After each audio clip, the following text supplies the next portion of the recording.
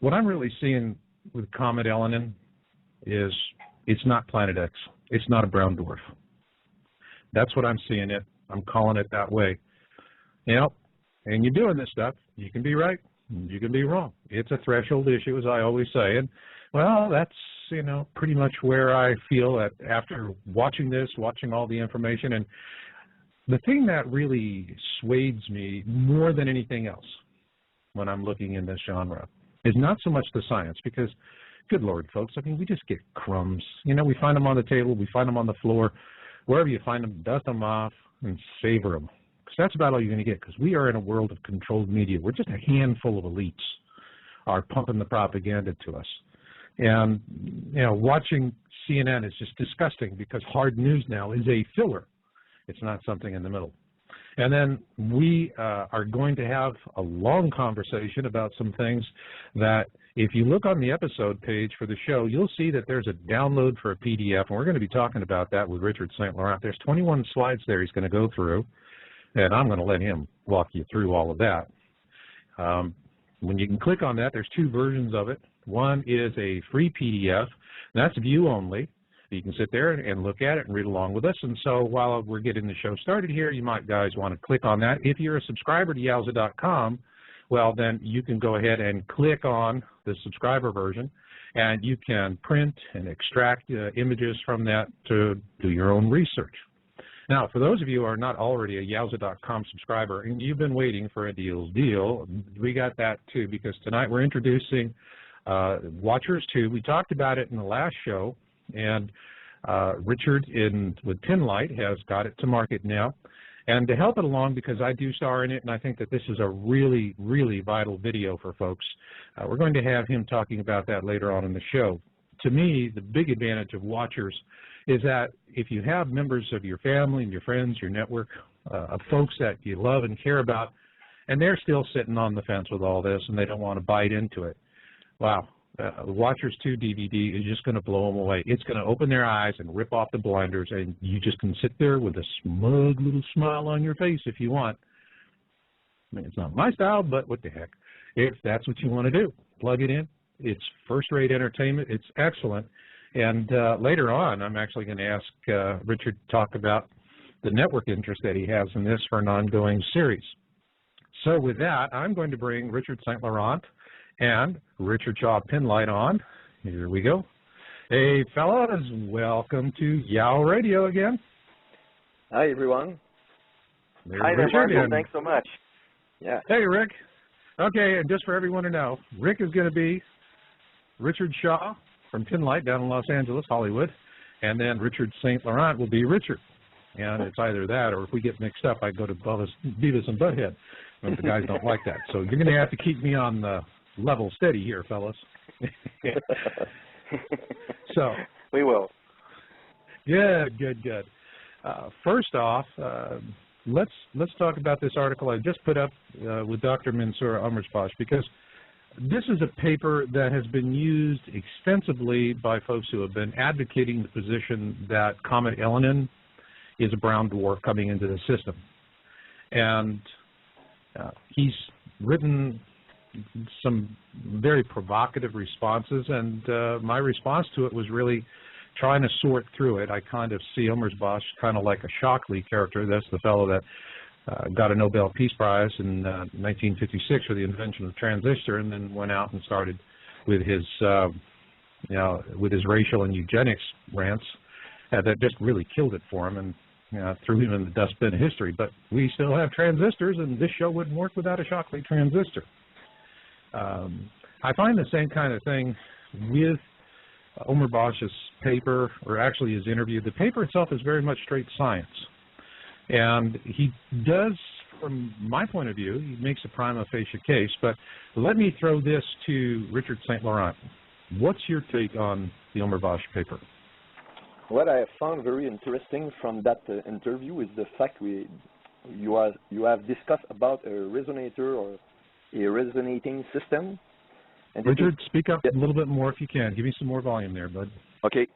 Is it better that way? Or that's a little better, yeah. Okay, sorry. Okay, so what I found very interesting from that article is the fact the doctor has spoken about resonator and a resonating system. And this is quite interesting because when you have an electrical source of energy somewhere, and when you add to it a coil, what you have is a tank circuit. This is called an electricity resonator circuit too. So, and what it does, as you put it, the circuit on an electric current, when you pass an electric current across it, it will start to resonate at a certain frequency, which is called the natural frequency or the resonance. So this is very interesting because if you have something, an object that approaches the Earth, and this object, let's say it is very electrically energized, so but the frequency that things will resonate is very, very important. And if it is in the low frequency, it will affect us higher because the Earth is working pretty close to the Schumann frequency, which is close to 7.8 hertz. This is a very low frequency. So, I found these things, and you discussed with him during the interview, very, very interesting. So, with the Schumann resonance, are you saying his paper stands if there's a Schumann resonance, but what if it doesn't? Well, when I read the article, I mean, he has not mentioned about the Schumann frequency, or he has just spoken about resonator, and because he seemed to be very amazed about the fact when these things align with the planets or the Earth, it always has a very tremendous result. You know, we have seen it in Japan on March 11. We have seen it in February 27 in 2010 in Chile. But what about in the past? A lot of comets has come and passed in our solar system without creating, you know, huge tremor like this. I really believe this is caused because the sun is highly active, electrically speaking, and if you couple it with another star that is approaching our solar system, so it makes any object that will pass in our solar system very, very dangerous now. Even a small object can be dangerous depending on where it passes, where it goes, and if it aligns with Earth. In that case, we have an object that is very close to the ecliptic, and so it is aligning with several planets before the next alignment we will have on September. So it can, I suppose it can gain a lot of energy during it travels to us. During you know, it passes to us. So well, yeah. Let me ask you this. I think as I look at it all, I mean, I remember years ago, I read the Kachina Blue Star prophecy of the Hopi. Mm-hmm. And I've always had a deep respect for the Hopi people. I grew up around the Hopi people in Arizona. And I used to love to go out and hunt and fish a lot. And, you know, you go out and sometimes you'd be passing through the reservation and stop off somewhere for some fried bread, and it's like, oh man, that's the best stuff you ever put in your whole mouth. I mean, you know, you can just feel your arteries hardening and your guts expanding as you eat that stuff. But, well, it's addicting. Oh, good stuff. Good stuff. And but the Hopi to me have always been a real salt of the earth people, and you know, their heritage goes back 500 years BC, and when I first came across the Blue Star prophecy, and I think it was probably around 2002, 2003, that was when we started publishing articles on Planet X on Yowza.com, and I remember looking at that and I'm going, I can't connect the dots here, you know. This isn't, you know, where's this blue star? And I mean, oh my gosh, over the years, I saw so many theories about, oh, there it is, that's the blue star. Well, no, just like that. Oh, there it is, that's a blue star. No. And, you know, it goes on and on and on. But, you know, I just take mysteries like that and I stick them in a jar, put them on the shelf, and eventually the universe will fax me a label. And I think Comet Elenin really did that for me, because when I look at the whole story on Comet Elenin, and what really drove me on this more than anything else is I am a student of disinformation now. Not that I enjoy it, not that I ever got up one morning and said, hey, I really want to do this, you know. No. If it was my choice, I would just do science and look at things and have a good, straightforward conversation, but it doesn't work that way. And so the disinformation really now is an integral part of the research, because watching the ebb and flow of it, and as I point out in this article or this interview, is that disinformation has a chatter factor. And it's really a whole lot like, well, what we hear when Big Sis comes on and says, we're going to level tutti frutti because of the chatters ratcheting up. And, you know, to them, what exactly they're saying, they don't know. What they do see is they see a change in the intensity, the frequency, and the nature of the dialogue. And those changes tend to herald an imminent event or something afoot that's in planning. Either way, they will take action on it. Now, with Comet Elenin, that was the same thing I've been seeing in this, and I've been following it pretty close since the comet was discovered December of last year, and really have been sitting back and looking at it. I think I've been, like several of the other researchers I talked to, you know, right from the get-go, we were looking at this whole thing and feeling like it was a big picture puzzle missing the corners, you know. That's a hard puzzle to put together. And as things ratcheted up with the disinformation, when you have a normal conversation, and it's something that's purely organic, someone comes out with something and it catches fire and it goes, you tend to see an escalation that goes like stair-stepping. Then it might plateau a little bit, and then as the early adopters solidify, and then if it is a topic that gains critical mass, it takes off. And it builds up like a big bell curve, and then eventually just kind of peters out and drops off. And so it has a very normal pattern that way. With Elenin, what I saw was a synthetic pattern that was not consistent with an organic web dialogue. This was more where it came in and all of a sudden there's these explosive peaks. Bam, bam, bam, bam. And so I'm looking at this and I'm going, okay, somebody's driving this conversation and they know how to do that. So this is not organic.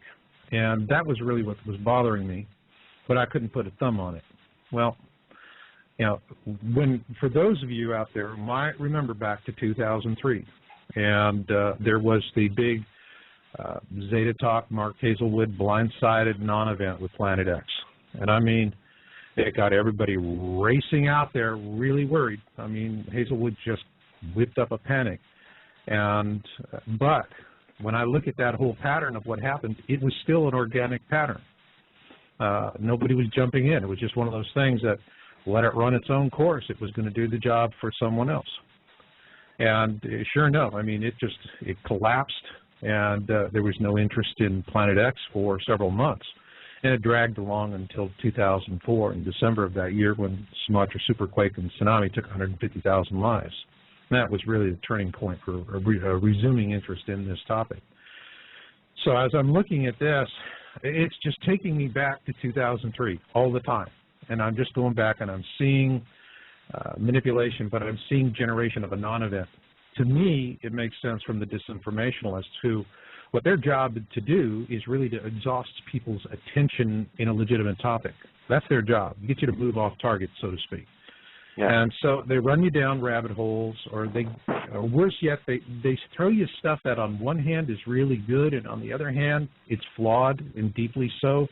So you can never get a clear beat on anything, and that in turn will exhaust you as well. I see these techniques. It's much more sophisticated than the things I've been seeing in the past, so that took more time to observe, but you can definitely see the handprint that's coming on it. That's what I'm seeing here, is that people are getting set up with this notion that Comet Elenin is Planet X, and I don't believe it is, because it's outside the orbit of Mars. I mean, if you have a planet-sized object beyond the orbit of Mars, especially something several times the size of Jupiter, for example, or the size of Jupiter, I mean, we should see it. You know, we should all be able to stand out in the yard and go, uh-oh, Do you see that? Yeah, I see that. Uh-oh. We're not doing that. What we have is a relatively young comet, but it's coming through. Now, Richard, the point that you made is the 1-2 punch, and I think that goes to the Hopi prophecy. And the Hopi prophecy is pretty simple. You have the blue star Kachina, and then you have the red star Kachina. Blue star comes, it's going to bring some trouble. It's going to bring some grief. Absolutely. But it's really a harbinger. It's telling us, what the Hopi are saying is this is the time to go back the old ways, all right? Cut up your credit cards and live off the land again. And if you do that, you get through it. Because when the red star Kachina arrives, that's it. The guacamole hits the fan. It's misery beyond belief. Yeah. And so that's what I'm seeing here, is this kind of a thing. So with that, I'm going to ask, Rick, what's your take on it? I was just going to say, I think I'm in agreement with you, Marshall. I think that it's another one of the, as the prophetic text would call it, the signs in the heavens, in the skies and in the heavens. And what maybe most people don't realize is that there's actually thousands of known comets, and only a few that are as unusual as Elenin is. There's a comet right now that's orbiting between Jupiter and Saturn. And then back in the 90s, we watched Comet Shoemaker-Levy 9 plow into the planet Jupiter. Mm-hmm. And all of these things are fascinating, but you know, we know why it went into Jupiter, because of Jupiter's mass sucked it right in there. So I really feel that Elenin is more or less a, like you've been saying, Marshall, a harbinger of things to come. And as far as as it disturbing the Earth, I suppose the theory is that where we're talking about the theory of resonance here, that somehow it's interacting with the Earth's mantle, which is the idea that the Doctor has brought in, and also Richard. That I could use some enlightening myself. Go for it, Richard. I have to add a point here. When you have a very high very high energy, electric energy in a comet, it will light in blue and green color. So if it's green, blue, it's very, very, very highly electrical. So this is a point. So Richard, is that plasma that we're looking at? Is that what really? Yeah, always plasma. When you have a electric field and you have some matter, the electricity will start to ionize that matter, and we call that plasma. You can have different kind of plasma. You have a neon tube, you know, for the lightning.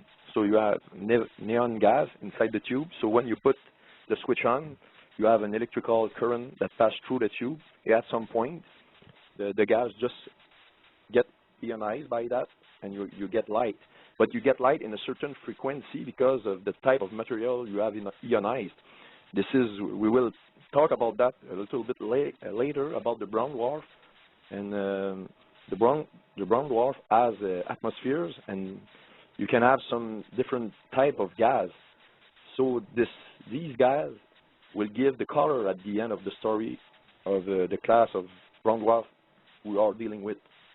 So this is the point, a very interesting point, because the blue Kachina, we're talking about some things, if it's a comet that is highly energized. So this is my point. Okay. All right. Well, listen, fellas, I've got a couple of interesting questions here, and Susan, PX 2012, is in the board, and she's helping us with staying on top of questions that are flowing with it. Susan, a big thank you, darling. You are a sweetheart. And here's what she's passed on to us from Bill XAM. All right. And, God, that sounds like a Los Angeles radio show, doesn't it, Rick? But, I don't know. What's it with me and screen names? God, I don't know. Here he goes. Where I am, the sun is supposed to be 69 degrees above the horizon at 12 noon, June 1. My reading today was 73 degrees above the horizon at 12 noon, June 1. So is there any relationship, one-to-one, so to speak, between Elenin and what he's experiencing? And also he has another one that's coming up from DR Kate, is it dense enough to pull us into its orbit? So those are two questions from the virtual chat room. And open dibs, which you guys wants to grab one. Well, about the sun, I could comment on that. In Watchers 2, we mentioned that in Greenland, up in the Arctic Circle areas where it's dark for 30 days, the sun came up 2 days earlier.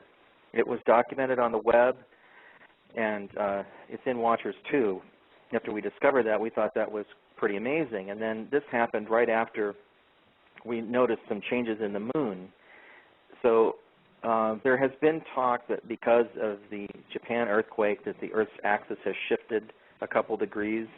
And I think I don't know how you would measure that. We know that the magnetic poles have shifted.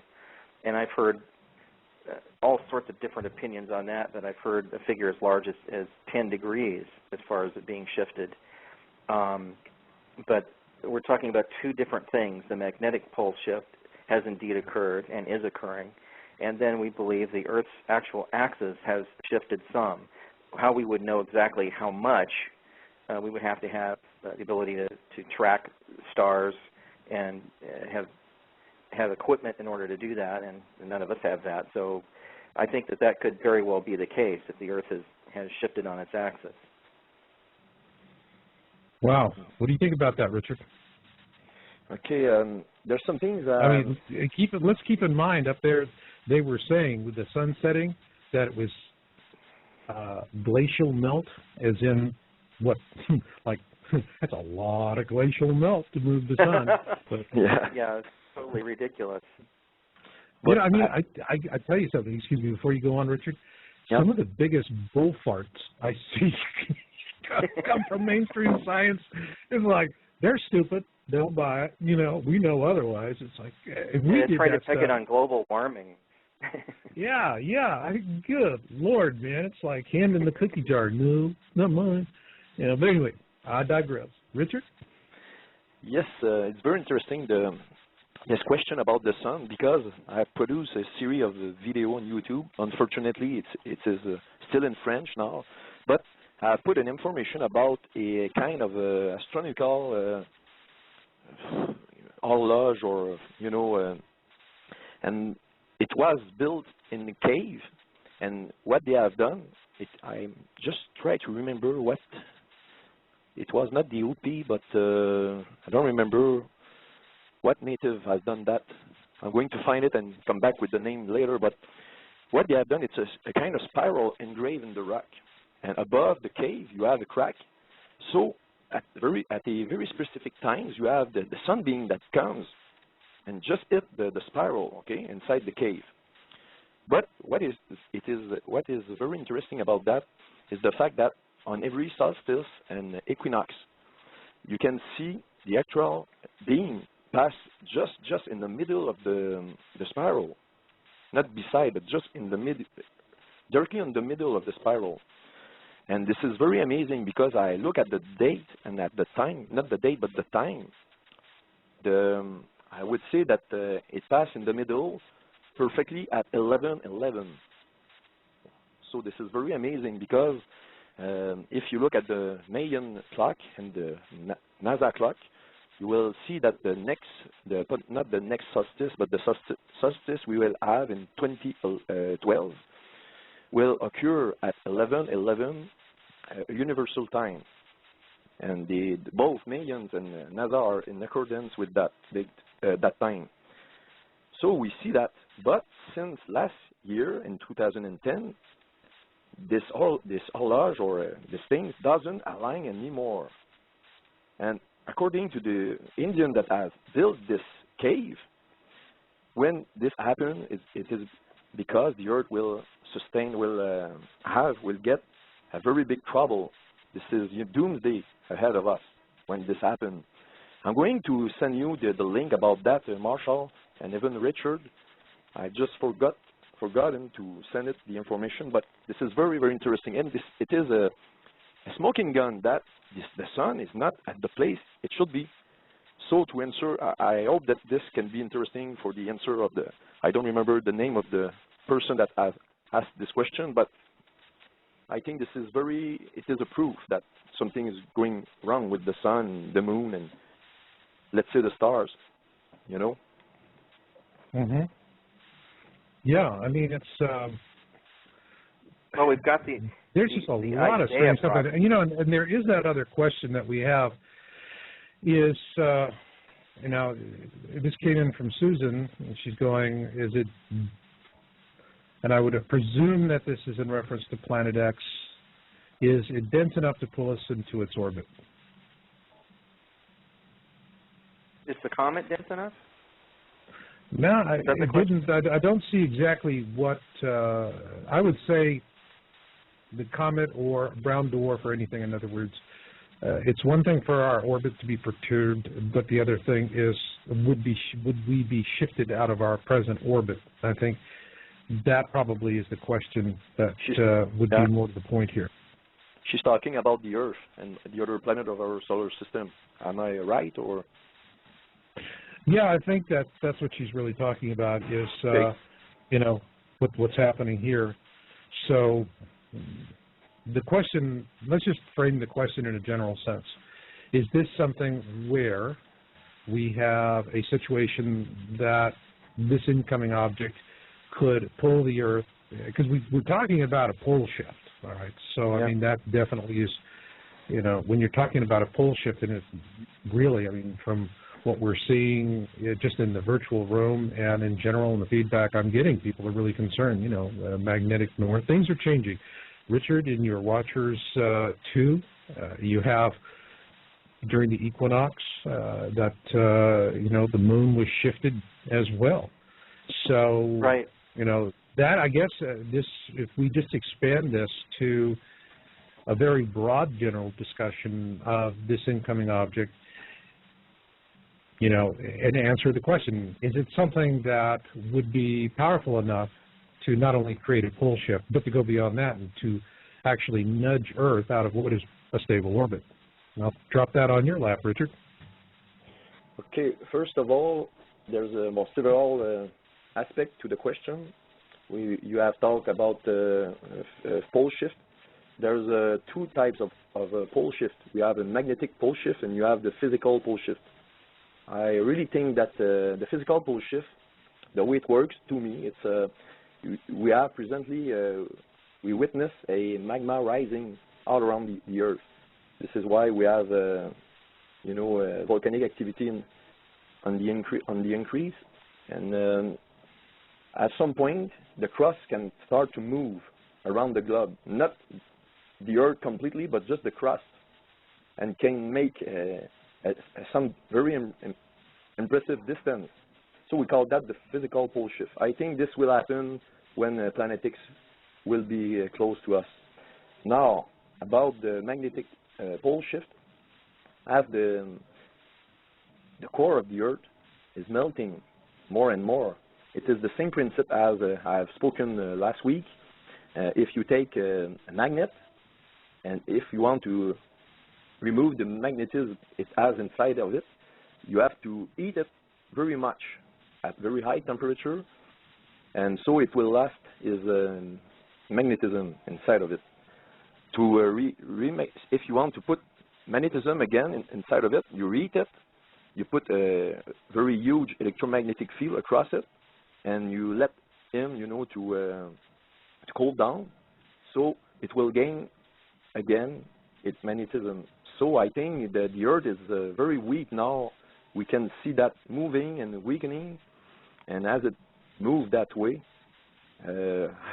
I can tell yes or no. I'm not sure of that, but I think based on the Sumerian text and based on the prophecies, that we will have big time with the magnetic field, and I think it will start when Elenin will be close to us.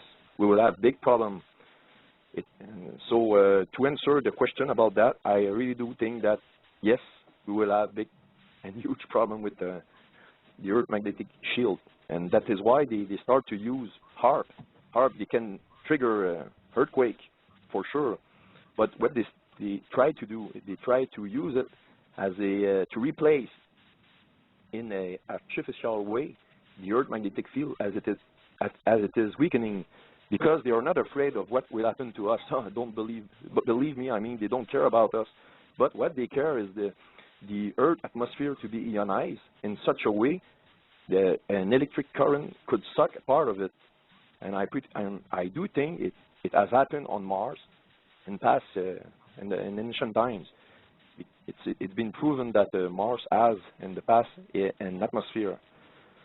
So and we can also see scars, big, huge scars on the surface of Mars that looks like an electric arc that has, passed across Earth's surface. So this is my point. Okay. All right. Now, before we move on, I want to tell the listeners out there that if you notice, we've got 3 links up towards the top of the show description. First one is a free 21-page LNN PDF view only. Password will be announced. And so for those of you who do not have a Yowza subscription, you can download that. And the password is YOWUSA.com. Again, you can download the free one. Password to open that file is YOWUSA.com.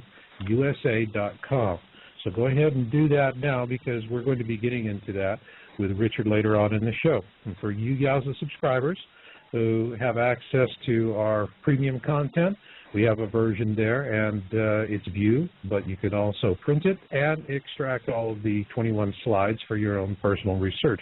Now, for those of you who are not yet Yowza subscribers, we're doing a special promotion, and I'm announcing it with this show, and it's just strictly limited to on-hand quantities, and we don't have a lot of them.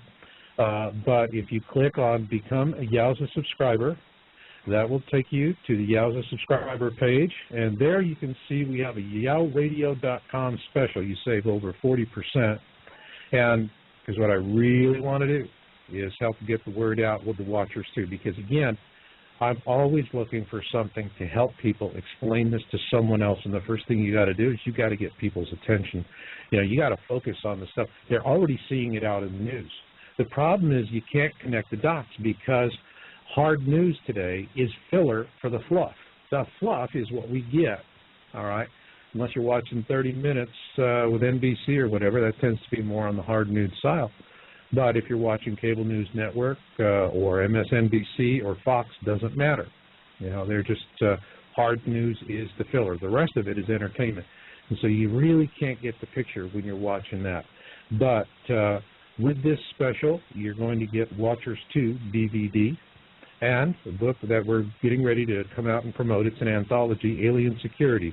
And it's got the story Alien Security by Maurice Osborne. And it also comes with a data DVD. It's got a lot. It's got 4 hours of video by Maurice Osborne, 3 different shows. They used to be up on Google Video. Google Video just kicked the can. And so getting those out there is really difficult now. You'll have them on this copyable disc. You'll also have 3 cut-to-the-chase shows that we have with Maurice Osborne on crop circles, CTs, and abductions, and I think that's really interesting stuff, plus 3 PDF excerpts from the book that you can actually share with your friends, get the thing going. And in the anthology, I have a very large chapter called Doing the Tell, and this is really talking about things you can do to organize with others in dealing with disinformation, recognizing it, and also challenging it. Disinformation is something that I call them the cockroaches. And the reason why I do that is, first off, we really need to respect cockroaches as a species. They've been around a long time. They're mighty durable. And after a nuclear war, it's going to be them and, insurance clerks in deep underground vaults that are going to inherit the world. But the thing is, you cast a little light on them, they head for the baseboards. And that's really all you have to do is there's ways to challenge them and to back them off. They're very vulnerable as long as they can keep their bluff and bluster going. And picking a pin in it, sticking a pin in it is really easy, folks. It is so easy to defeat them. That is, if you know where you're looking and you know how to hit them. And in Alien Security, you're going to get that information. Now, also in this bundle, you get a lifetime subscription to Yowza.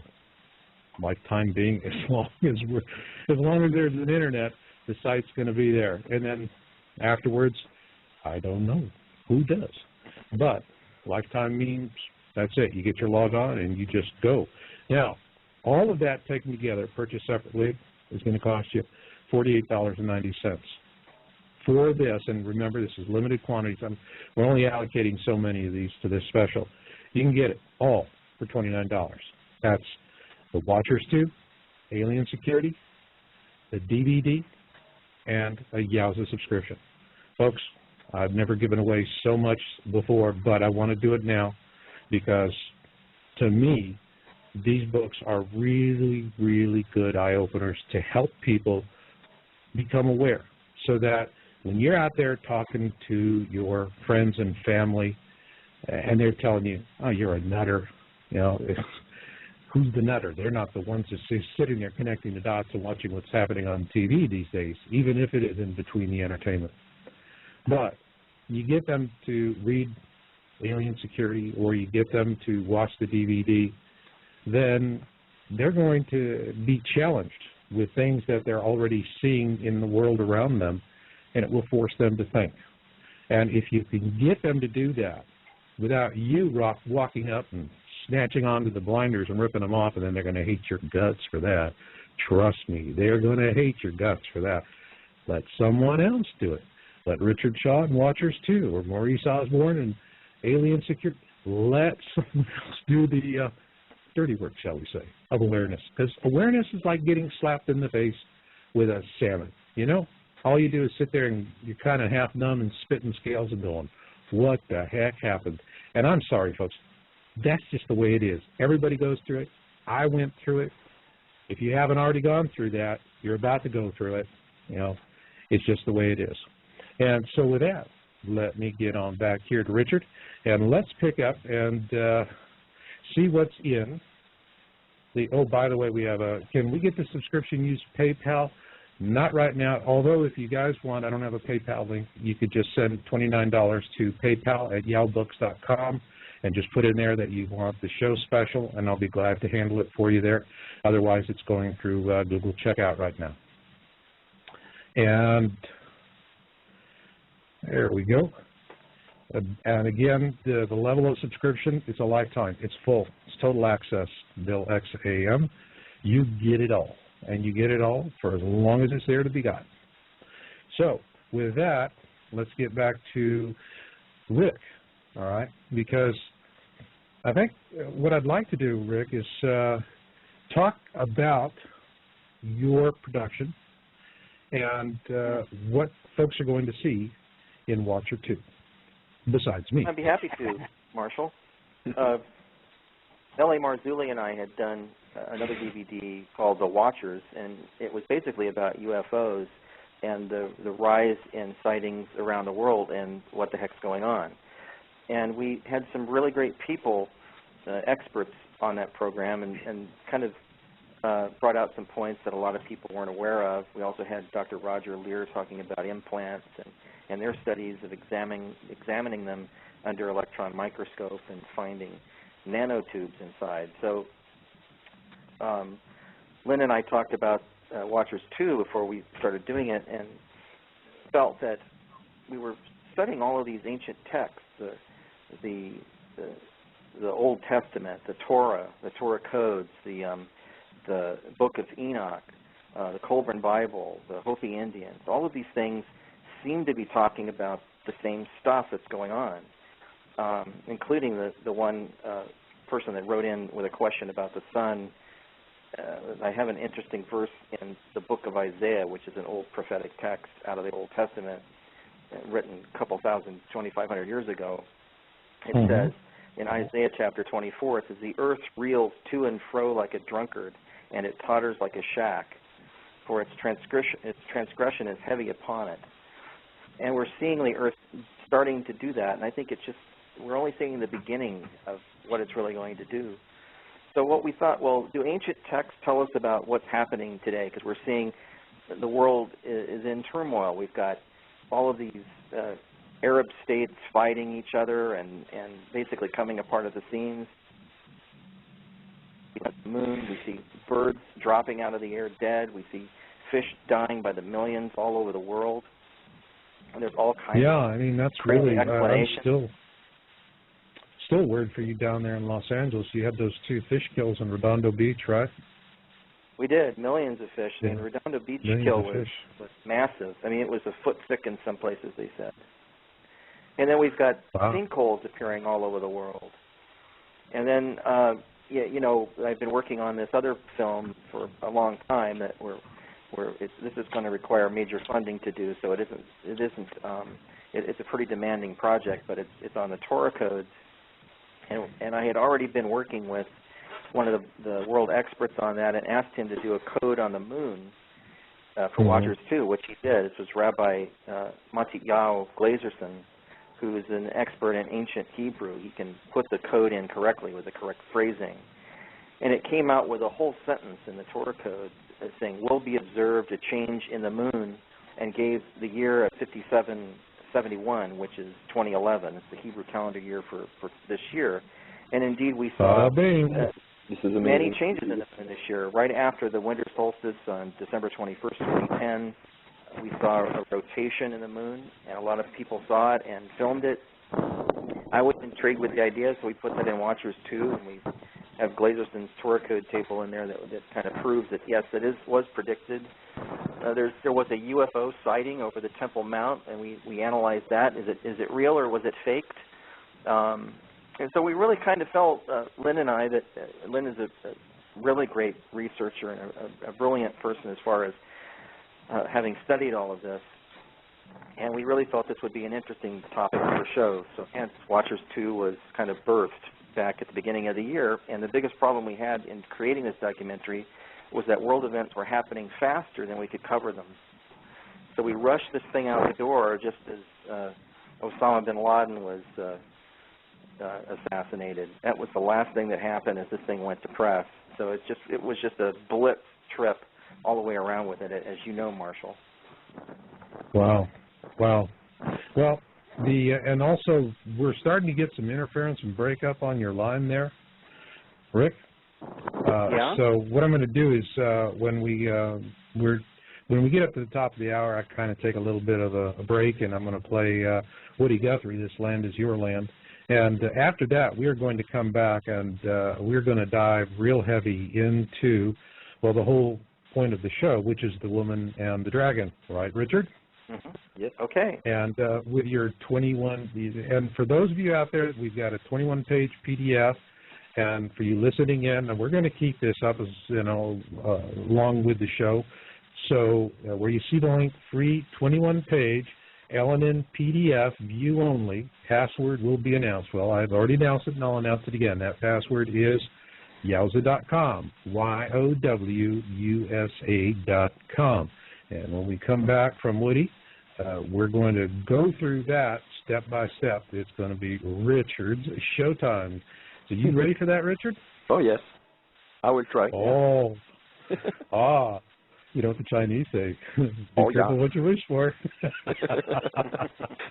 All right. Well, we're going to go to Woody right now for a couple of minutes. So for those of you out there that need to get up and take a quick one, whatever quick it is, and here we are, back to take care of that dead air.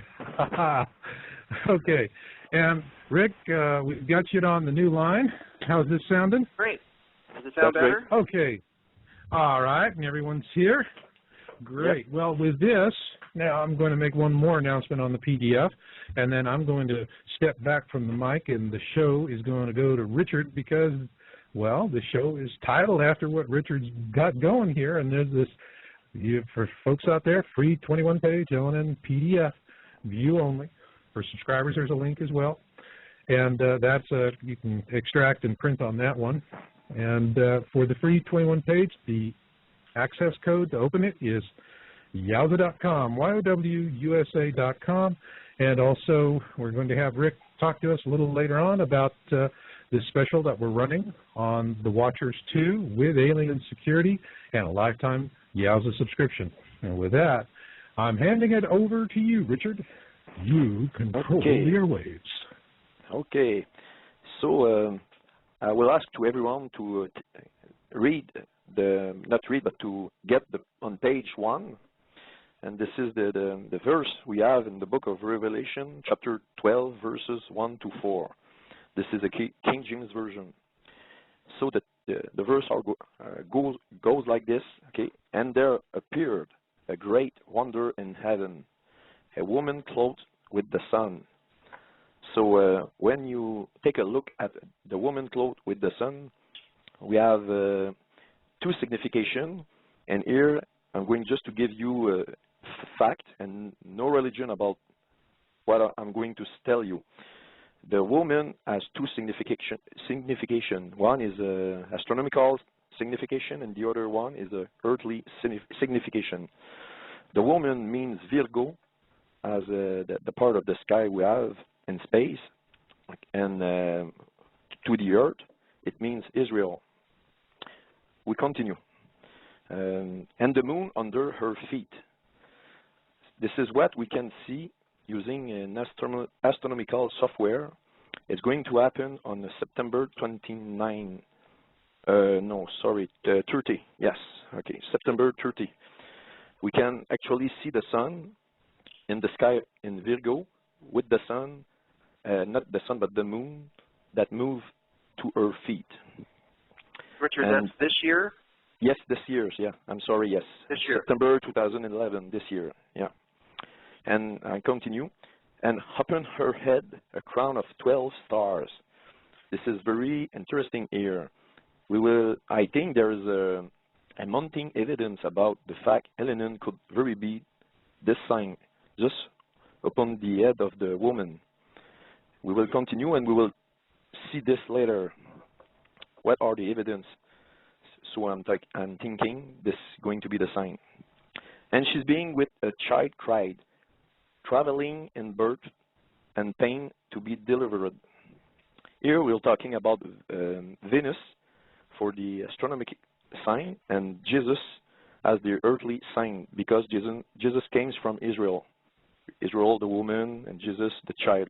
But if we look at the astronomical aspect of it, Venus has always been called the morning star, so this is the same name we give to Jesus, so this is a kind of connection we can see here. We continue. And there appeared another wonder in heaven, and behold, a great red dragon, having 7 heads and 10 horns, and 7 crowns upon his head. So what we can see here is Nibiru has supposedly 7 planets orbiting around her, and the planets must have 10 moons, and maybe some debris around that will make the crowns. But for sure, it has a significance. Astronomically speaking, we have something here. We can see something here. And if I continue, and his tail drew a third part of the stars of heaven, and did cast them to the earth. So what I can tell here is this thing is going to be very huge, and not only that, but very bright.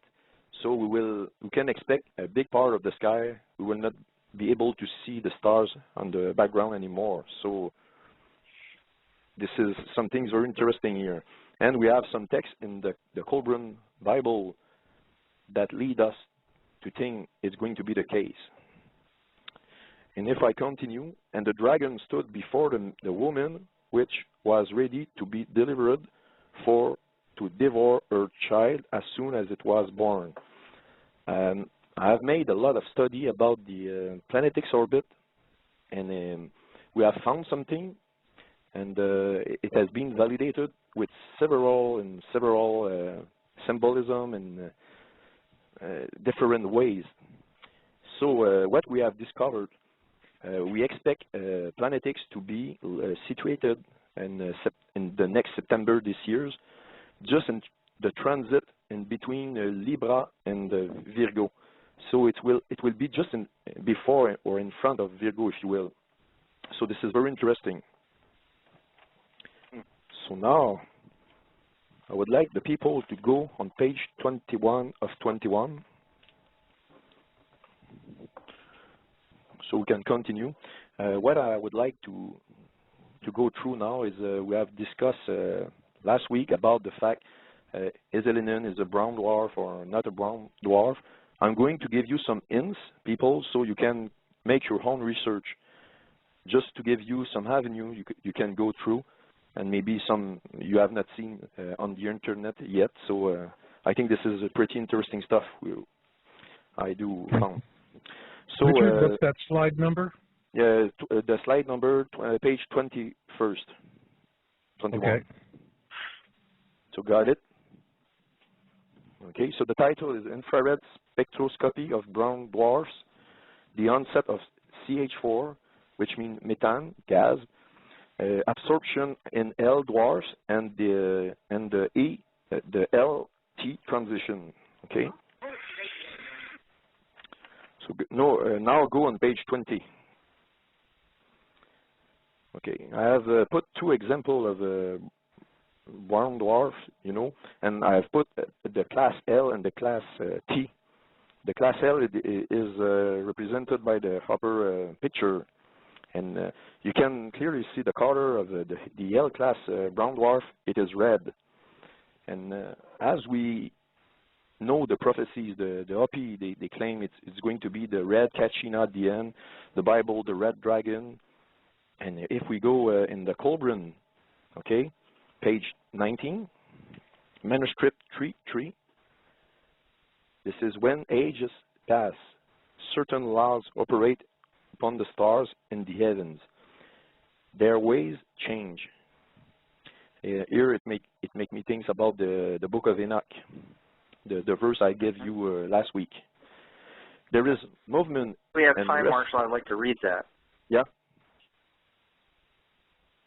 Go ahead, Richard. Yeah, go ahead, Richard. And by the way, I'm getting from the virtual room. You're kind of coming in and out a little bit. Richard, so remember to keep that microphone right up to your mouth, kind of like, trust in the voice. That kind of close, you know what I mean? Yes, I'm trying to do my best. Good. It sounds good on my end, but I'd like to read this if this is a good time to do it. Run with it. Go for it, Richard. Jump in. Last week, Richard came up with this reference, so I immediately looked it up, and I sent it out to a few friends of mine because I was so blown away with it. But this is from Book 3 of Enoch, chapter 80.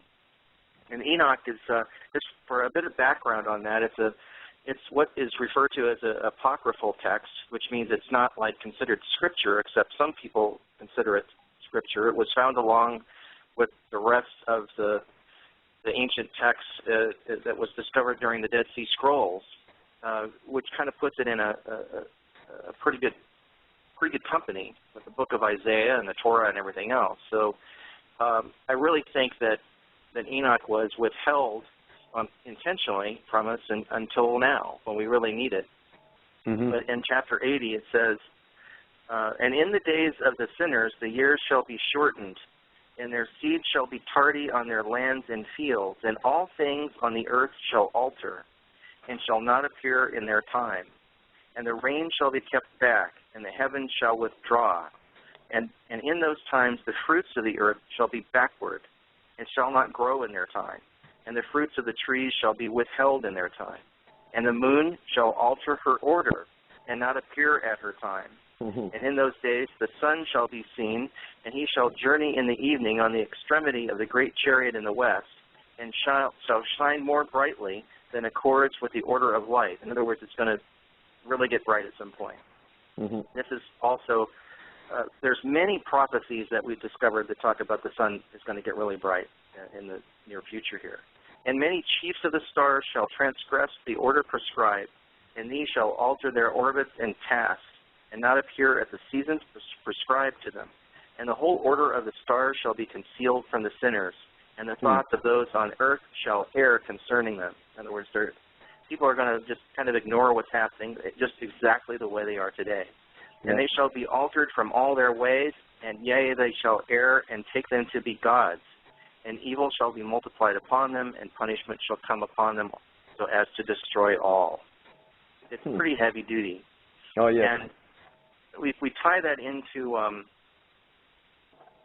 another ancient text, which is the book of Isaiah in the Old Testament, read about 2,500 years ago. A very similar text appeared. It says, "See, the day of the Lord is coming, a cruel day with wrath and fierce anger, to make the land desolate and destroy the sinners within it." It's interesting to me that Isaiah 13 and Enoch chapter 80 refer to destroying the sinners on the earth. Verse 10 says, "The stars of heaven and their constellations will not show their light. The rising sun will be darkened. The moon will not give its light. I will punish the world for its evil and the wicked for their sins. I will put an end to the arrogance of the haughty and will humble the pride of the ruthless. I will make man scarcer than pure gold, more rare than the gold of Ophir.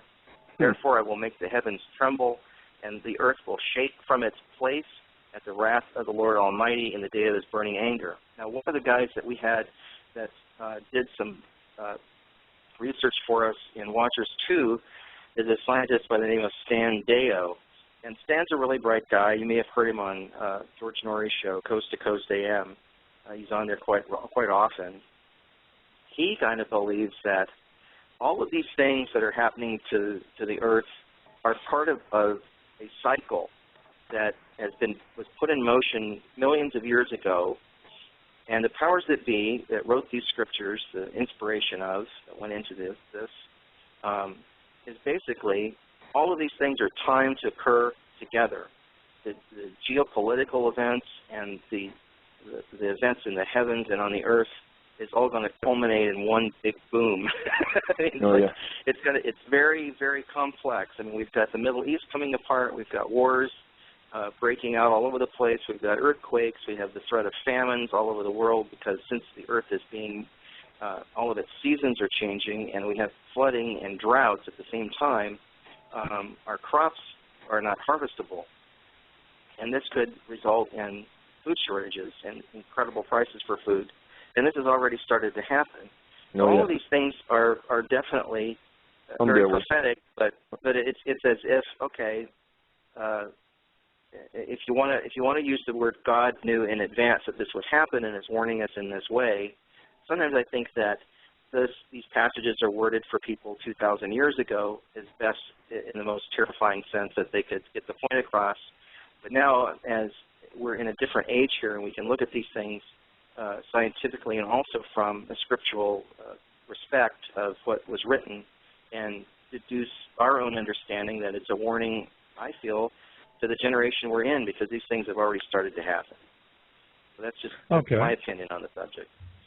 Well, there it is. Well, I think that you're right. This brings us back to the PDF. That's a good segue, and it really establishes some background. And right now, I'm still on page 20 of the PDF. Do we need to move on to the next page, Richard?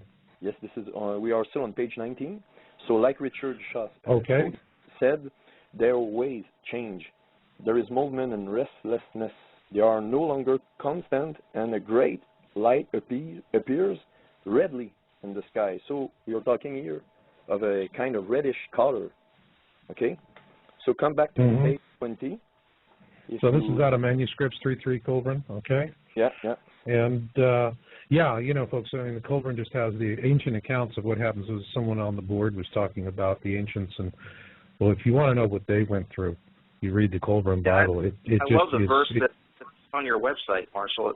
It says in the Colburn, I don't know how this, is it Man 3, chapter 3, verse 7?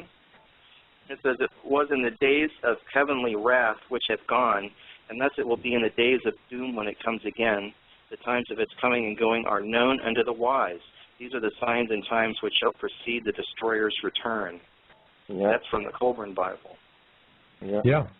So I mean, the ancients are talking to us, guys. I mean, that was the thing that was so amazing for me, was that, when we started looking for this, we started finding it all over the place. And, in the Old Testament, the Colburn Bible, Book of Enoch, my gosh, there's a bunch of stuff. So, but let's stay on focus here, because I want to get through this whole slide presentation that you've done, Richard. So let's push on. Let's soldier on. Right now, we just finished on slide 19, Man 3.3, when ages pass, certain laws operate upon the stars in the heavens. Their ways change. There is movement and restlessness. They are no longer constant, and a great light appears readily in the sky. Now, before we do that, one of the folks mentioned a post in the room about something we actually already have on our Planet X Town Hall. The blue Kachina already came, and there are a lot of folks that believe that Comet Holmes in 2007, which exploded and turned blue, was the blue Kachina. But, I mean, I remember Holmes, and it was part of a pattern where we see comets when they cross the ecliptic. It's like they hit some sort of energized brick wall, and they shatter, and they blow up. We saw it with a couple of different comets. And the other thing we also saw was that NASA was incredibly sluggish in getting anything out, and when they did get it, it was kind of thin. Richard, what's your thought? But could Comet Holmes have been the blue Kachina? I don't think so, because if we have passed across the Sumerian text last week, and if you remember well, there was a verse. It goes like this, or close to. There will be an uproar twice, okay, when it passed. So it makes me think about the next two alignment we will have with Elenin in September and November this year. This is very close. Two alignment back to back. I think it's 1.5 months, and in between both. So it's pretty close. And if you look in the Bible, you have a sign. And the sign, as I can see, will happen this year. The woman clothed with the sun, the moon under her feet. Yes, that's right, under her feet. And these things will happen, has not happened in the past, but will happen this year in September. So when you have another great sign in heaven, a red dragon. This is after that. Okay, so I'm pretty sure that Elenin will cause a big surprise to us. But I'm going to go through my document, and you will see some stuff maybe that will surprise you. Okay. I love surprises. Yeah. As long as they're not from and by the the way, government. is my voice okay now? Because I was holding my phone with my shoulders to hold my document. Now it's okay? The sound, my voice? Okay, it's sounding better. Yeah, you're sounding stronger. And out there, Susan, in the chat room, let me know if we need to get him doing Darth Vader again. Okay? So we are right now in the PDF. We're on page 19. Where are we going next? And we come back on page 20 just for a few seconds. We have seen the red picture according to the Class L brown dwarf. And if you read Class L to the left, yes. Yes, to the left, yes. And if you read the last part of the text, okay, it is like this. As of April 2005, over 400 L dwarfs have been identified. And later on, they write that they are emitting in the deep near infrared. Deep near infrared. This is very important to remember that. Deep near infrared. And the picture you have below. Why is it important, Richard? Pardon me? Why is it important? It is important. I'm going to show you why. This says, first of all, the color of it is reddish, and we can, I pass across the book of Revelation, the red dragon, the Hopi, the red Kachina, and we have just seen the Colburn text in manuscript 3.3. A light appears redly in the sky. So we are talking here red, red, and red. So if you go to the T class brown dwarf, you can take a look at the picture and the lower part. It is magenta. It is not red. So this is the point I want to mention here. So I'm pretty sure we are dealing with a L-class brown dwarf, and it is very heavy. It is about 30 to 80 times the mass of Jupiter. This is huge. To give you an idea, Jupiter has a mass of about 370 Earth. So one Jupiter, 370 Earth. So imagine 50 Jupiters. See, this is huge. Okay. Now let's go to the page 18. On page 18,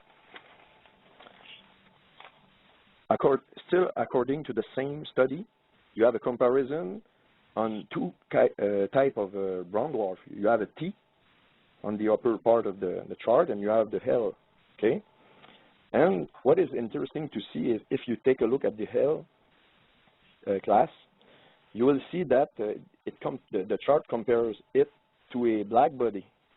A black body, what it is a surface, and when light comes to it, okay, the surface will not reflect any of the light back. So you cannot see it even if you go with a flashlight and you try to light it. It will not. You will not see it. It is there. So L class of brown dwarf, as you can see, the chart for a black body to 1,900 Kelvin degrees follow pretty much the chart of the Hale dwarf by itself. So it is almost invisible. It is like a pure telluric black body. It is acting like this. That is why we will only see it when it will start to ionize as it gets closer to our sun. Okay? So I'll continue on page 17. What you have here is some information about the aluminum oxide. And as you can see, the emissivity is very low. I'm going to explain you very quick what is emissivity and what it does. When you have an emissivity of 0, okay, that means the thing will not keep the energy of the light that touch the surface. So the surface will act as a mirror. It will reflect back the light through where it comes from, you know, like a mirror. Mm-hmm. When the emissivity is 1, okay, it will act like a black body. It will keep the energy. They will change the light in heat, and they will keep it with it. So you cannot have it's not acting as a mirror. It is the opposite, completely the opposite. So the emissivity value will be from 0 to 1 only. You will never have an emissivity of 2, as an example. If you go on page... Is this a connection with chemtrails? Yes. Okay. Because this is another point, you know, it's going to be very difficult to see it, even if sometimes we could. Okay, you can, a brown dwarf can have a CME like our sun, and when it happens, you can actually see them. But it lasts like a couple of seconds, or, you know, but I'm going to pass very quick on the United States patent. You have number 5003186. What slide is that? Pardon me, it's slide page 16. Okay, everyone go to page 16 while you're doing that. Final thought on the chemtrails. One of the things that I've come across is a senior pilot for a major airline, one of the big ones, and he's really upset about the chemtrails because he actually sees the evergreen jets doing this when he's flying because they're crossing through controlled airspace. And what really makes him mad is not only are they doing this in controlled airspace, they don't have their transponders turned on to anything someone can find. They're not squawking. And so there they are. They're in a, at around and about the same altitudes that commercial flights are flying and doing this stuff. It's the mid-air collision. They're not squawking. Well, I mean, they have ways of working their way around it, and they know where the traffic is. But the commercial controllers, the FAA controllers, are not the ones that are guiding these chemtrail-spraying jets. It's huge. It's huge. And he's seen virtually every type of large aircraft, every heavy that's out there in the fleet that we would see. They've got them up in the air. He says this is just a massive thing. So now the chemtrails, I've known about chemtrails for a long time. And, when I first started Yowza.com, I mean, I was told off the cuff, if you will, by somebody who knows, that was a third rail topic at the time. Don't touch it. And it just would be more grief than it was worth. And I figured since I was going for Planet X. However, I think you've got a really interesting angle here in the sense that it makes it more difficult to see Planet X.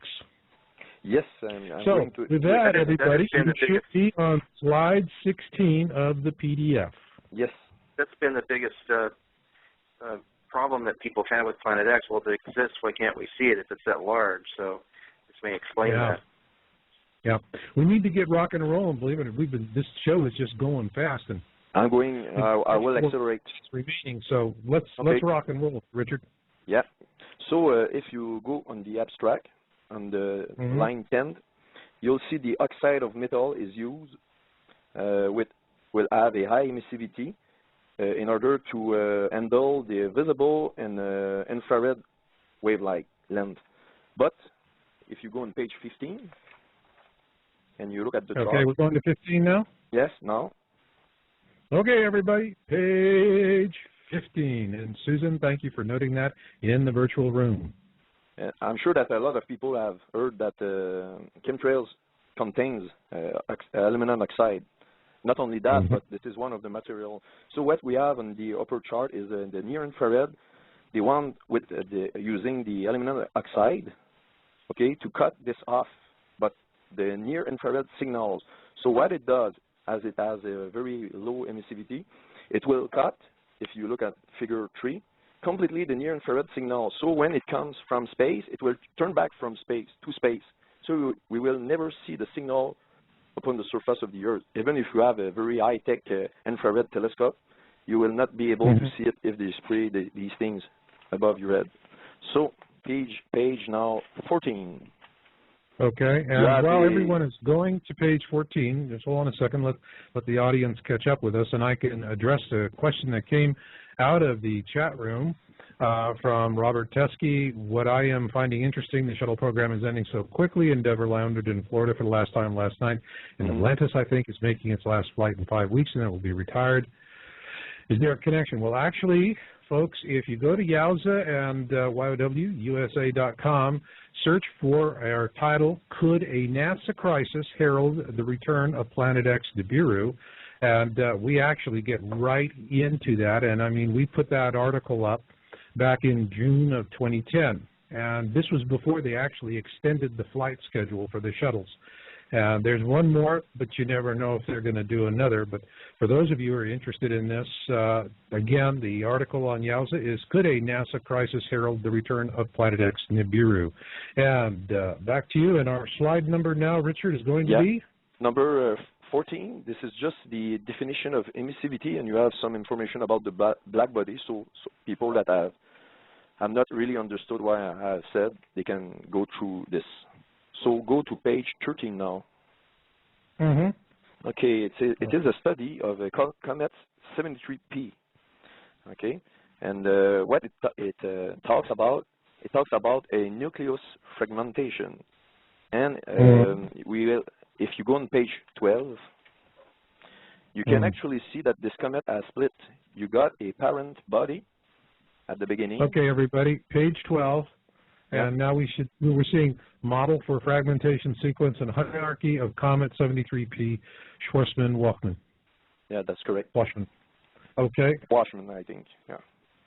So at first we got only one body, one chunk, and on September 6th it split. It gives 3 frags.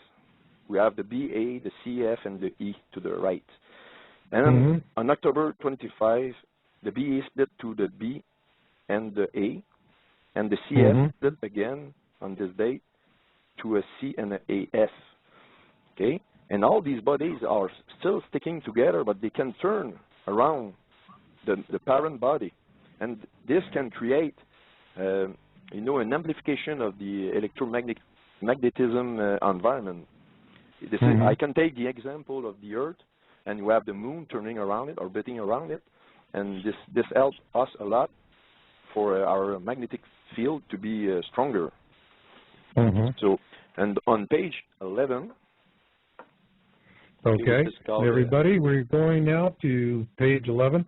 Let's kind of let everyone get just a moment to catch up with us here. And there we go, because they're hearing the show in delay where we're hearing it in real time. All right, so here we go. This looks like a finger painting of a 5-year-old. Okay. Like page 11. You're really going to have to help us with this one. Okay. Okay, so what you see here is the orbit of all the frags that can move like a vortex. So it's not close to what we see with Comet Elenin, but we know that her orbit fluctuates in time. But this is a proof that we are dealing with several bodies, and it doesn't have to be huge to do this. It can be, as I told last week, all the frag stick together by a electrical force, you know, so they can turn around each other. So that leads me to go on page 10. Okay, before you do that, while everyone's going to page 10, let me again repeat to everyone that's coming in late to the show. If you look in the show description, there's a link there for a free PDF download. Click that link. You can download the PDF. The passcode to open the PDF is yowza.com, YOWUSA.com. Enter that in, and then just go straight to whichever page we're talking about. So right now we're on 11 and moving to what? 10, page 10. Okay. So we have what we have here. They show the parent spin axis, and you have other axis of rotation axis. We have Z1, Z0, Z2. So it shows us that you know, they can spin in different directions and make these things very odd when we study them. So this is the point I want to mention about that. So let's continue on page 9. Okay, everyone, down to page 9, and this is from September. This is the projection for September 27th, 2011. This is the NASA JPL simulator, correct? Yes, that's correct. So what we see here is the date the Earth will align with the Elenin and the Sun. And the date is September 27. Okay, let's go on page. Let's move on page 8.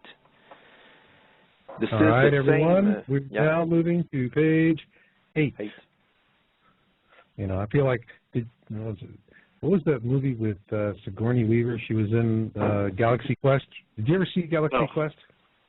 That's really funny. That was her job in the film, was to repeat everything from the computer.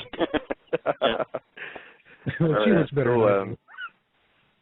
On page. All right, so here we are on page 8 with the NASA simulation for September 30th, 2011. Yeah, September 30. What we have, we can actually see Elenin has moved to the right of the Sun if we are an observer from the Earth. And I have calculated the degree, okay? And the degree is about 12 degrees. So the angle, I mean, not the degree, but the angle, I have calculated the angle, it is 12 degrees or so, or close to that. So you can check this information by yourself, but this is what I found, okay? Let's move on page 7. Okay, let's go slowly on the changes, because I'm seeing here in the I'm going to wait, no problem. It's a little slow for folks to get up there, and you don't dance and sing, do you? No. Oh, well, pity. Anyway, here we are on slide 7. Know that? Okay. Shot in the dark. All right, now we have, this is a really intense one. Talk it to us on slide 7 of the PDF. Yes. Okay, what we see, it is, I use a software called Stellarium, and what I put, you know, what I've done is I put the date, September 30, this year's. You see the time, it is 8 o'clock in the morning. But the location we are now, we are in Jerusalem. Why I choose Jerusalem, I don't know. We will be able to see that things in the sky from several parts, in different parts in the world. So, but I have chosen this place. Okay, now let's move. This is before we move on, Richard. Before we move on to that, Rick, because he's picked on Jerusalem. You know, maybe this is a Freudian thing. I don't know, but you know, he's gone to Jerusalem. We're looking at this celestial alignment. Any correlations to what you're seeing on your end with Watchers or Torah Code 2012? Well, Jerusalem's kind of the hotbed of where everything is happening, and a lot of these ancient scriptures are referencing that very same place. So I've always felt like probably the safest place to be would be there. I don't think that Jerusalem will be destroyed in that regard. And even though there's other texts that talk about large chunks of the earth being destroyed, 2/3 of the people. Doesn't refer to Jerusalem being destroyed, even though there's supposed to be a big earthquake there. Wow. So wow. that's just from things I've read, what I tend to believe after kind of distilling it all down. Okay. And Richard, what's our next slide? Are you finished with slide, 7? Yes, go on page 6. This is page the same 6. slide. Yeah, page 6. All right. So, September 30th? Yeah. Okay, so this is really the slide where you pull together the actual title of the show. Yeah. Yes, absolutely. Is that fair to say? Yes. Okay. That's it, guys. It's Lucky 6. Lucky 7, I would say. Yeah. All right, Lucky 6, Lucky 7. Talk at us, man. What are we looking at here? Because now this is where the rubber's meeting the road, from what I see. Okay. So what you can see at the center of this page is you can see just to the right of the sun the word lion. This is the same word in French. And just to the left, just over the sun, you have Vierge, which means Virgo. So you actually see Virgo, okay, just above, a little bit above the sun, close by the sun, and you see the lion Leo to her right. And when I put an observer directly on the middle of the ground, you can actually see the ground where it is more dark. This is starting just a little bit lower than the middle. Okay, so this is the darker, the shade ground. You can actually see it, and when it is lighter, this is the horizon. So I place the observer exactly in the middle, and I trace 2 lines, one from the observer to the sun, and one to the observer to just above the head of the woman. And what I found is 12 degrees, the same angle we have on the GPL at the same date. You can actually see the date, September 30, on the top right. So and according to the study I've shown just before with the flags, and that a comet comes, with several chunks, if you will, and this prove here that the angle will be at 12, and we will actually see Elenin just above the head of Virgo. I really think this would be the sign, or maybe it could very be the 12 stars upon the head of the woman. We can read in the book of Revelation, chapter 12. So, and upon her head a crown of 12 stars. So we cannot be sure 100%, but this is I see here mounting evidence for that. And if you continue, if we come back, don't go on the slide. I'm going to read it for you, folks. But after it is written, and upon her head a crown of 12 stars. Okay, it follows like this, and she is being with child pride, traveling in birth, and pain to be delivered. And after that we have, and there appeared another wonder in heaven, and behold, a great red dragon.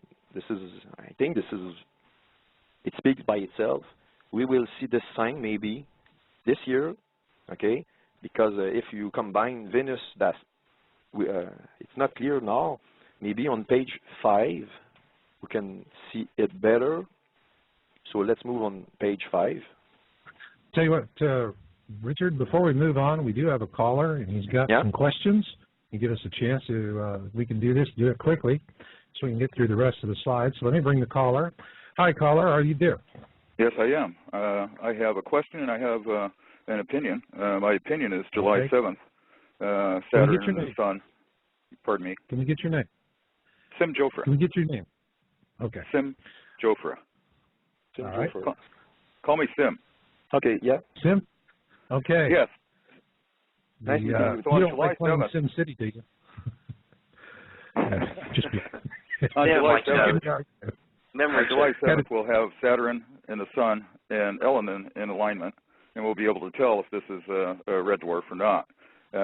Next thing, in the Bible and in the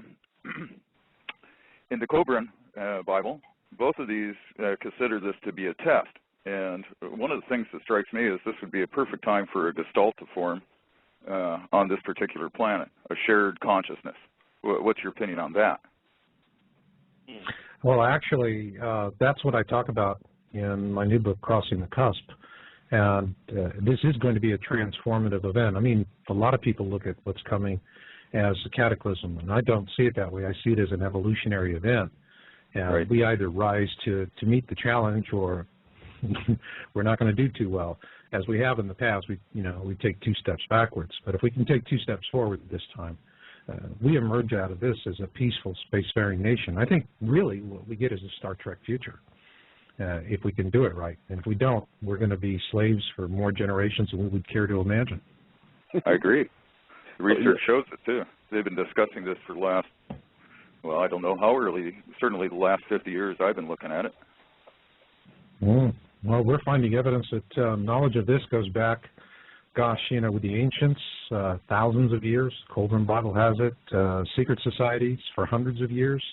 There always have been a lot of people in the know about what's coming, but it hasn't. It's one of those things. If it's not the right time to talk about it, you're just going to get nailed. So things are turning around, and people are ready to start going. Got another question? I want to get off the air and let Richard continue. Gentlemen, thank you very much. Hey, thank you. Thank you. My pleasure. So, very interesting question. So if we come back to page 5. Okay. Let everybody kind of remember we're in lag here, and everyone is. What I do is I watch the chat room, and when Susan gets around to putting up 5, I know it's time for us to move on to 5. And so, hello, Susan. There we go. She's got her up. So we go to page 5. So, okay. May I continue? Please. Yeah, okay. So it's not very clear, but it's a close-up. I try to do it.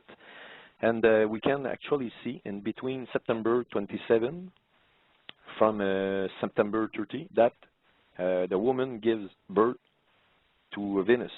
So this is very amazing. And there is another planet very interesting that it is Saturn. So for all the occult and everything like that, I think there is a huge signification for them as well as for other that they have placed their hope in several beliefs. So this is the end of the explanation for that, and I will add. What's going to be the next slide? 4. Okay, well, we're moving on to 4. Hey, Rick, what do you got in your research in terms of Saturn and Venus? I mean, Venus was, that's a real consistent thing. It's like the ancients were always on Venus like white on rice. I mean, for them, so goes Venus, so goes the Earth. What did you find? Well, I always thought it was interesting what Emanuel Velikovsky, his theories about Venus was that it was part of the comet that came through the first time, he says. And what's interesting is later on when they took atmospheric temperature readings, it's still 800 degrees on Venus. So that's pretty darn hot.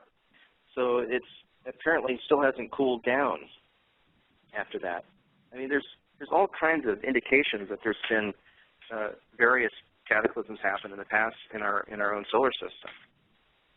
That's right. That's right. We have a live feed from Venus. First man on Venus. It's hot. And with that, let's move on to slide number 4. Yes. This is a document made by R.S. Harrington. He was from the U.S. Naval Observatory, and I'm pretty sure he was killed because what I'm going to show you is an excerpt from his study, and you can already read the title. Okay, the location of Planet X. Planet X, if it exists at all, it's most likely to be found at present in the region of Scorpius. So let's move to page 3. Okay, and while we're moving on to page 3, we have a good question in the virtual room passed on by Susan. How sure are you as far as Elenin being a brown dwarf? Folks, this is Marshall's call, all right? This is looking at everything, my assessment of it. It is not a brown dwarf. This is not Planet X. To me, it is the blue star Kachina that precedes the red star Kachina, and the reason why is it is perturbing. And that's one of the things that is in the blue star Kachina prophecy, is that there's a certain degree of perturbation. It's going to cause some problems for us. But, you know, if you look at the blue star, you look at the red star, blue star is like a left jab. Red star is that uppercut right hook that just crushes bone. All right. So what the Hopi are telling us is when we see that blue star, that's it. You either go back to the old ways and get with the program, or you're going to face a real nasty time. And with that, back to you, Richard. Okay. So I have worked, like I told you maybe half an hour ago, I told you I have discovered a Planet X orbit that, you know, fits with a lot of symbolism, and I study it out of the Avery crop cycle 2008, and it was validated by several symbolism and astronomical horloge made in cathedrals. Okay, so I'm not going to go far in that because as I cannot show the orbit and everything, but what I can tell you is we have discovered an inclination angle of 33 degrees. This is what we found. And we were stunned to discover that Harrington was looking pretty much to that angle. If you look at the chart to the left on page 3. Okay, now, folks, as you're going to page 3, there is an excellent article on Yowza.com, The Mysterious Death of Yes. Robert Harrington. And actually, in a couple of weeks, I'm going to have the author of that article on. We're going to, oh, man, dead men tell no tales. Oh, boy, it's going to be heavy. But as you're getting into this, when you're talking about 33 degrees, that is 33 degrees inclined to the ecliptic. So let me real fast define the ecliptic for my listeners out there. Imagine you're standing in the very center of the sun, and you've got a hula hoop around you, all right? Like kind of like, you know, we play with the kids, right? You take that hula hoop and you just stretch it out in all directions until it goes out to the 12 constellations of the zodiac, all right? And that is the ecliptic, the plane of the system. And, for example, there was in the chat room, I saw something from one of the folks that said, could the comet explode? You know, it's already so close to the ecliptic and moving back and forth through it. I don't think Elenin is going to explode. The older comets are doing that. They do shatter when they hit it. But Elenin, according to the astronomers, is relatively young, and it's hard to say how it's composed, but if it hasn't done it by now, I wouldn't expect it to. However, that could change. And with that, everyone should be on slide 3. Correct, Richard? Yes, that's correct. Good. So if you look at the chart to the left, the lower chart to the left, you will see the expectation calculated by Harrington. If you go to the right, this is what was his name? It's not written here. The one that has discovered the Pluto. So it was in 1930, and this is what this guy has expected to the right. So let's return to the left and take a look at the probability of where Harrington would search for Planet X.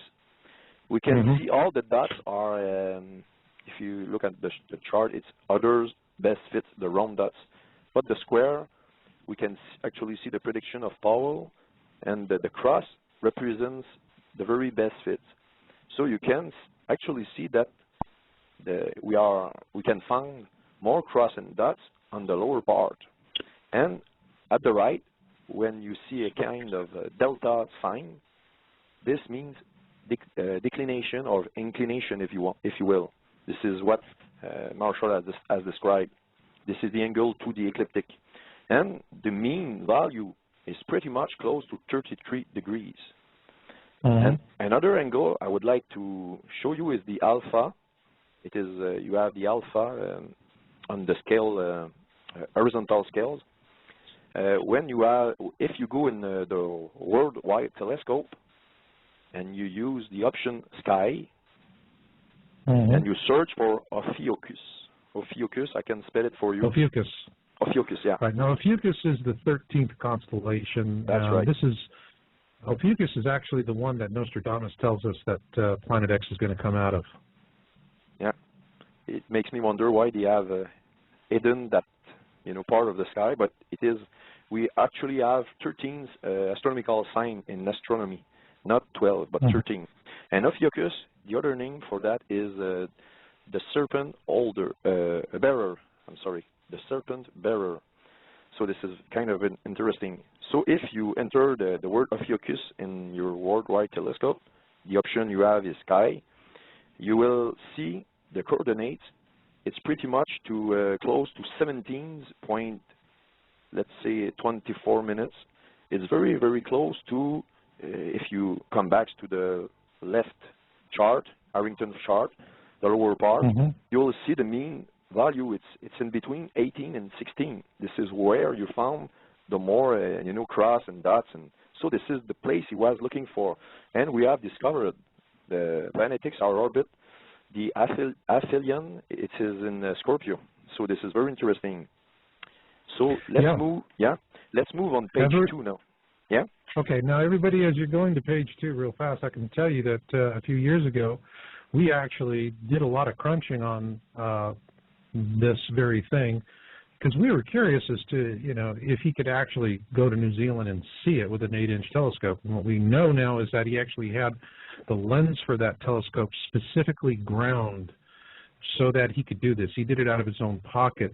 And where he was in New Zealand, if it was the right viewing conditions at the right time, we believe he could have very well observed Planet X at that time. It was a very narrow window. And what we're going to talk about in a couple of weeks is his mysterious death, because he died of cancer very suddenly. And afterwards, the obituary went to great pains to diminish his work, which seemed pretty darn fishy, before the guy could actually write a paper or give a presentation. So with that, everybody, you need to be on slide number 2. Yes. You can, on slide number 2, you can actually see the value he used for his search, and you can see the inclination value. It is close to 33. It's 32.4.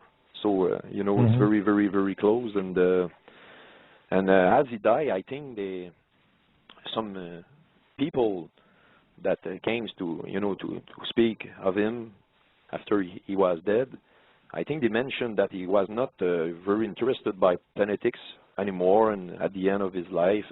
But it's not true. According to his family, he was still searching for that. And anyway, this is something I have read about this man. And the reason why he has seen it, I'm not sure, because that this star has to travel in a long road to come to us, as it interacts with other stars, and maybe it has been ionized for a certain times. We would be able to see it, but a very, very high magnitude. I mean, very, very few light, very faint.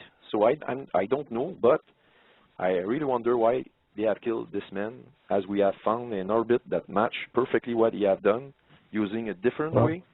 And well, we're going to be talking about that in 2 weeks, but unfortunately, Richard, guys, we're down to 1 minute remaining, so I want to tell everyone again, we are running a special promotion for subscription.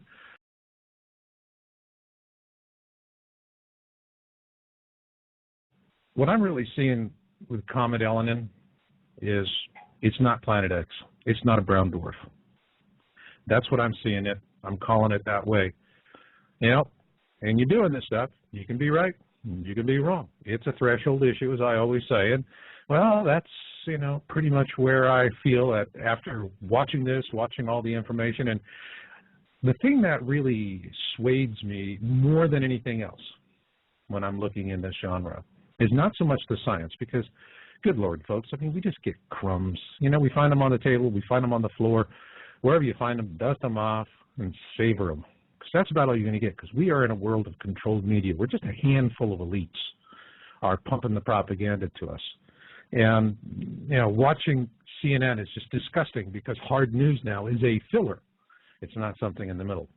And then we are going to have a long conversation about some things that, if you look on the episode page for the show, you'll see that there's a download for a PDF, and we're going to be talking about that with Richard St. Laurent. There's 21 slides there he's going to go through, and I'm going to let him walk you through all of that. When you can click on that, there's two versions of it. One is a free PDF, and that's view only. You can sit there and look at it and read along with us. And so while we're getting the show started here, you might guys want to click on that. If you're a subscriber to Yowza.com, well, then you can go ahead and click on the subscriber version, and you can print and extract images from that to do your own research.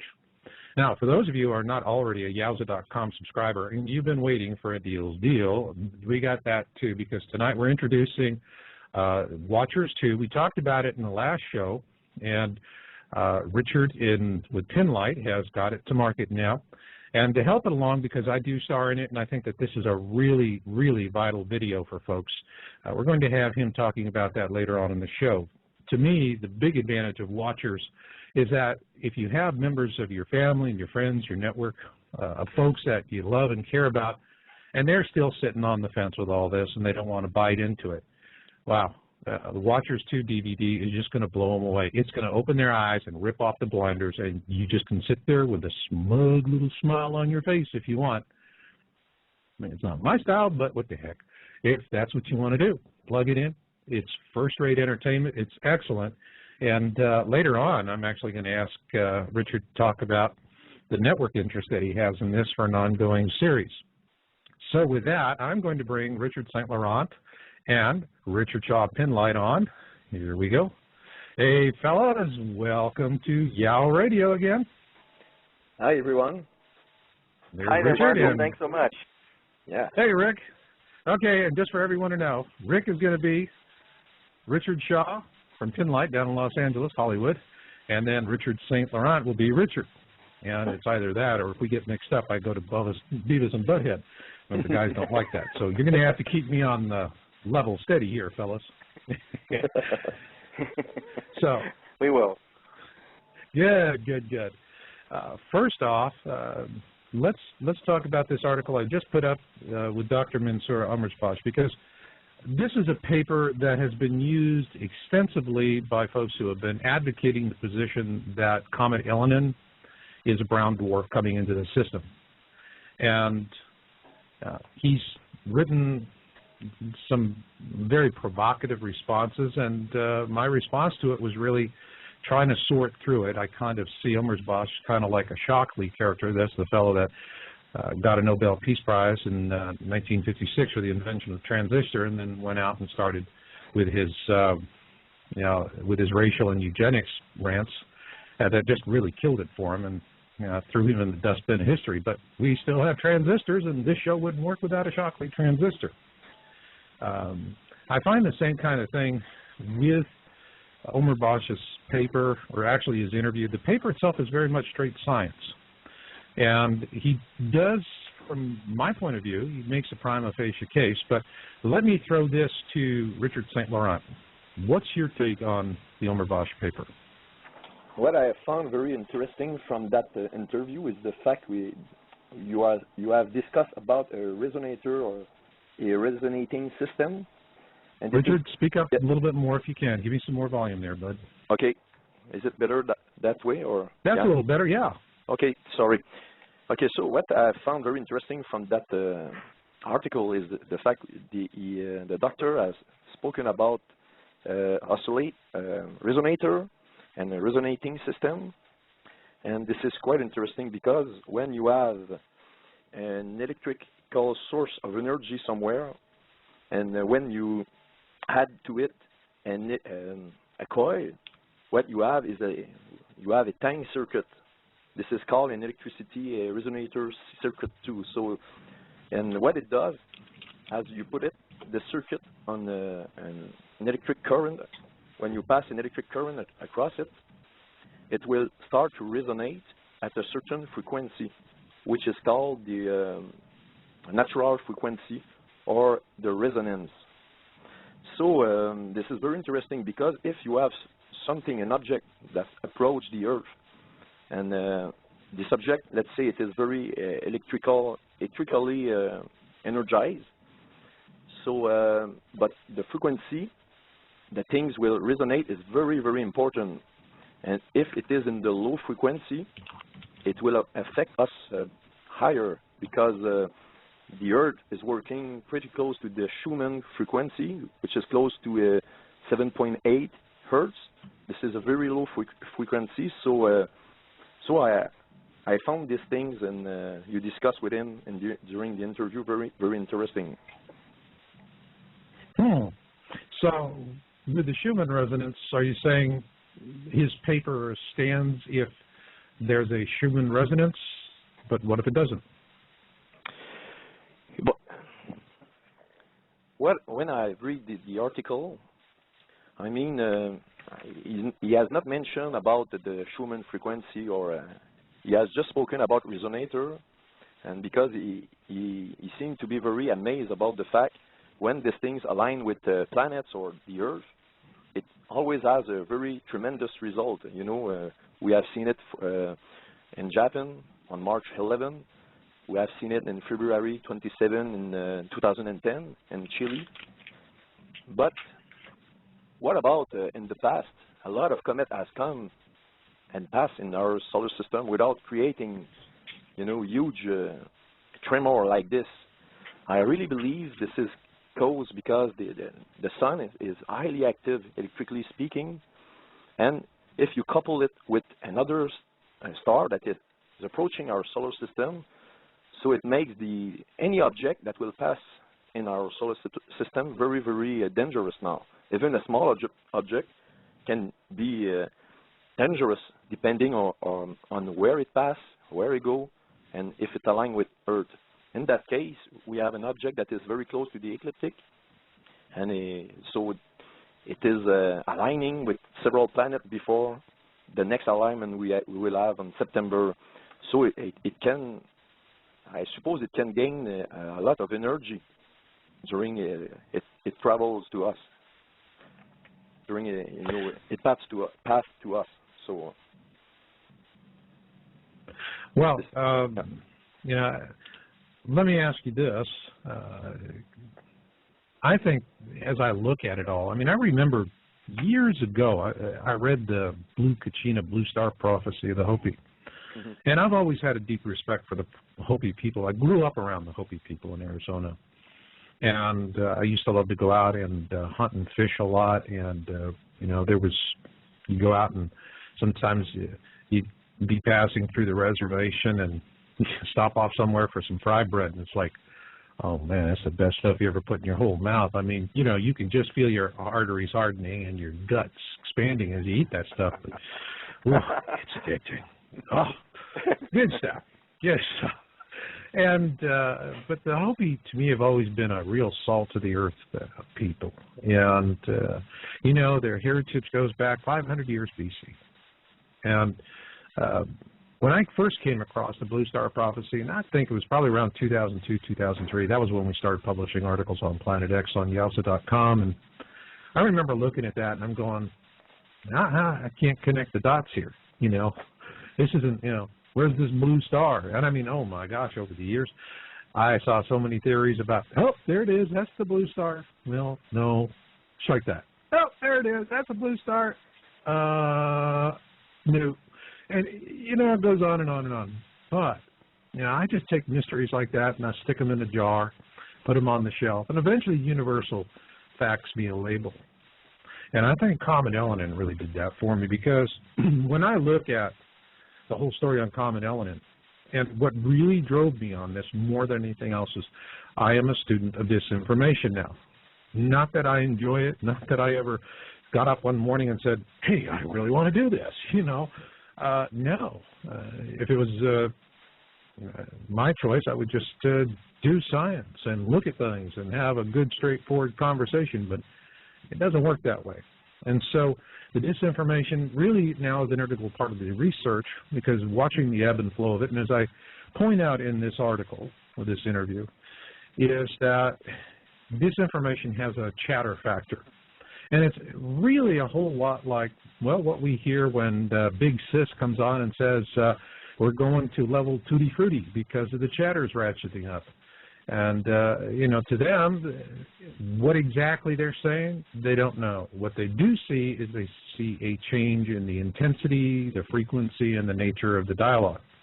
And those changes tend to herald an imminent event or something afoot that's in planning. Either way, they will take action on it.